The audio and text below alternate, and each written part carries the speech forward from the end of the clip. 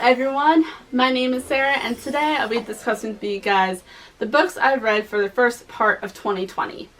So from January to mid-June, I read a total of 6 books, which may not seem like a lot in the grand scheme of things, but considering I worked 2 jobs and went to school for most of that time, I am pretty dang proud of getting 6 books in, which calculated out to 2,644 pages. So not too bad, not too bad. I'm pretty proud of it. So let's go ahead and dive right on in to the books I read. And just so you know, my window is open, so you may hear the neighbors blasting off fireworks, or it's raining a little bit, or my cat might burst through my bedroom door at any moment. So just letting you guys know.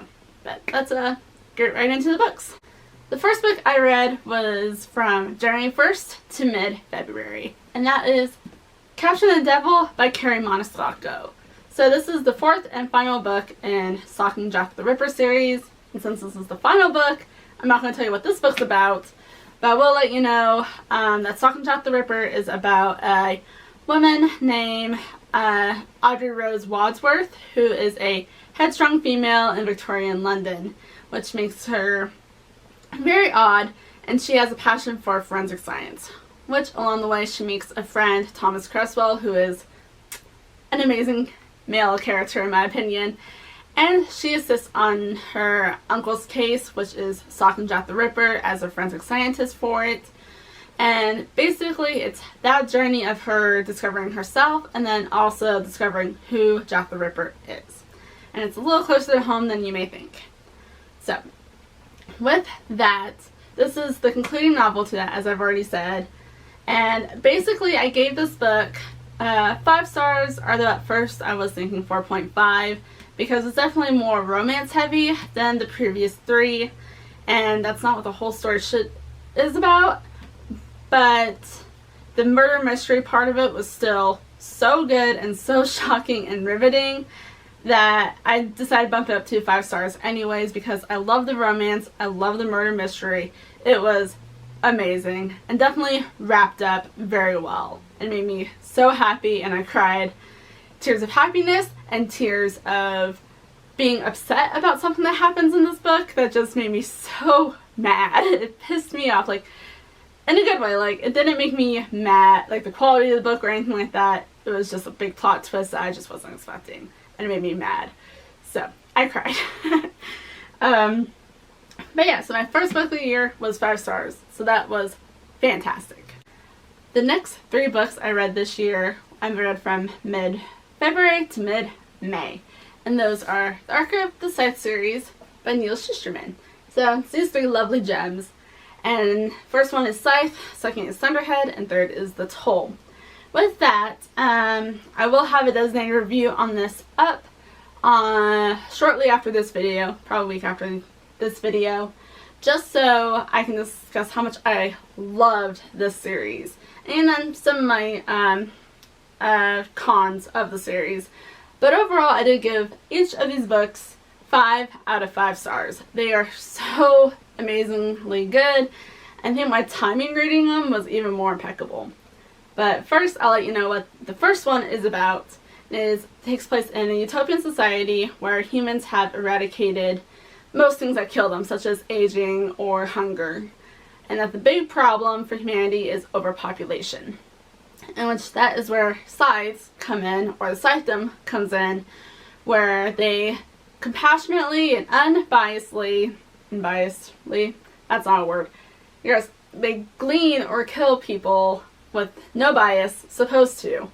And it follows 2 apprentices, Citra and Rowan, and their introduction into the scythedom, and realized not every scythe kills with compassion and no bias, that it is a very corrupt society.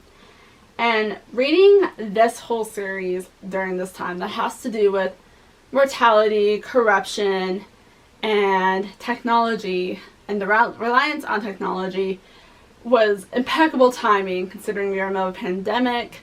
There government problems, and then also all of the protests going on, and even our current reliance on technology during the pandemic is just, wow, this is insane. Like, it was impeccable timing, and these books legitimately scare me and make me think about life. So, really good. I'll get more into that in that review, which I will post a link to, probably this corner or this one, whenever I get that review out. The 5th book I read this year was Romanov by Nadine Brandis. And this book I gave 5 out of 5 stars. Even though I had a couple minor little quips with it, it just wasn't, there's just some things that bothered me a little bit, but ultimately it didn't take away my enjoyment of the book, so I'm giving it 5 out of 5 stars because it's such a unique Anastasia retelling. So basically what this book is about the Romanovs' time as hostages to the Bolsheviks. I'm saying that so wrong. But basically the people who overthrew the Tsar and his family during this time. And most of the book is their time being hostages and Nastya having to protect this doll that contains spells that can save her family when the time comes. In which it is crucial she protects that doll no matter what. In this case, the magic spells are so unique and the whole magic system is so unique. I've never seen or read anything like it, so I thought that was so unique and I loved it. And also, Nastya gets a little crush on one of the soldiers named Zash, and that's kind of cute. It's such a little, like, puppy love, sick crush on him. It's adorable. And ultimately, this was just such a solid, unique retelling of Anastasia. So, 5 out of 5 stars. It definitely deserves it. So, the 6th book I read this year hasn't had the same luck as the rest of the books I've read this year. It didn't get 5 out of 5 stars. So this one is The Disasters by PC and Kristen Cass. And I'm so sorry if you can glare off of it. It is so shiny. And basically, let me tell you what it's about first before I give you my rating. So it is about these 2 teenagers who just turned 18, Foster and Tate. And basically, when they get drawn together, a big disaster happens and they find themselves on the road being chased by people who are trying to kidnap them and take them away for further experimentation. That basically what caused their elemental ability. And this book wasn't quite what I was expecting. I expected, for one, the magical, like their powers, their elemental powers, to be more magical than experimental, if that makes sense. And it just kind of took out some enjoyment for me because I've been on an Avatar Last Airbender kick, and maybe it's just bad timing for me to read this book, but it wasn't quite for me during this time. And so I was expecting it to be a little different.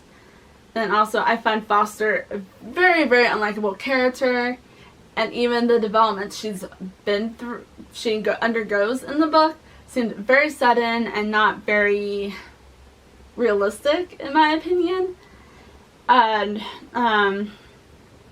then again, there's also a lot of cursing in this book.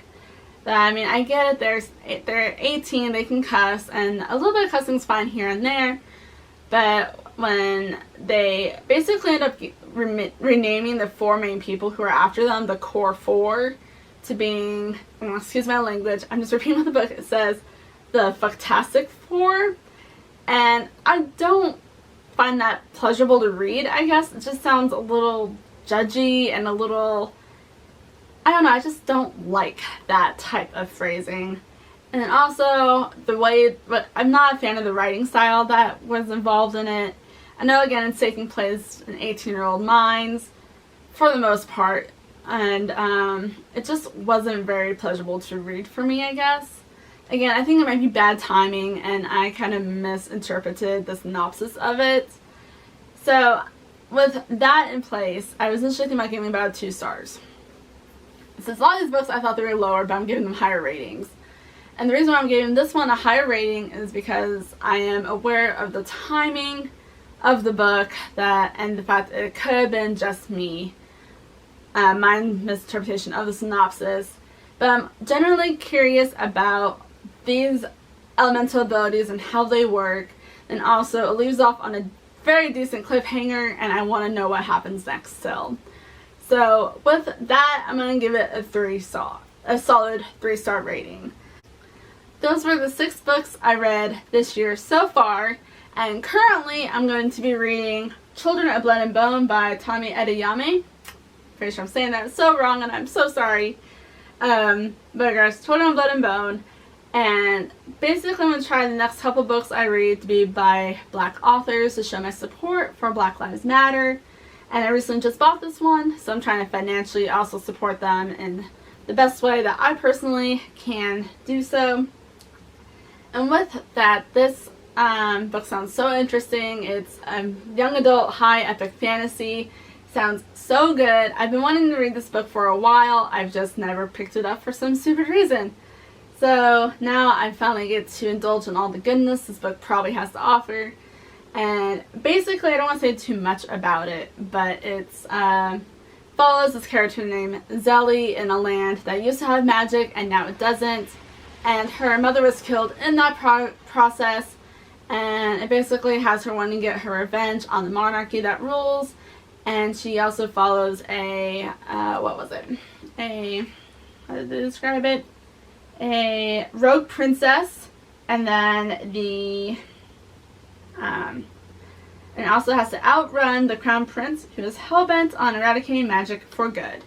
And basically she has to struggle with her power during this time, and then also says that and her growing feelings for an enemy. So it sounds like there's a little bit of forbidden romance too, which would be so cool. It just sounds right up my alley, and I'm such in the mood for this. So those are the books I've read so far this year for the first half of the year. I'm so excited to see what else this year has in store for me. As I said, I'm super excited to read Children of Blood and Bone and so many other books to come this year. And I would like to know what you guys have been reading this year so far. So let me know down below in the comments what you've read so far and what your favorite and least favorite so far are. For me, my favorite has to be Thunderhead. It was amazing. And my least favorite, The Disasters. I just had so many little problems with it. But anyways, go and give this video a thumbs up if you liked it, and hit that subscribe button and notification button if you would like to get more bookish content from me, because I love making these videos and I love to produce more for you guys. And also, I now have a bookish Instagram. I don't know if I mentioned this in the previous video. I don't think I have. But go ahead and follow me on Instagram at bookworm.sarah. And I would love to see you guys in my next video. Thank you so much for watching. I really appreciate it. And I hope you and yours are staying safe during this crazy time. And I will see you guys in my next video. Bye! It goes Scythe, Thunderhead, and the Toll, which is all wonky.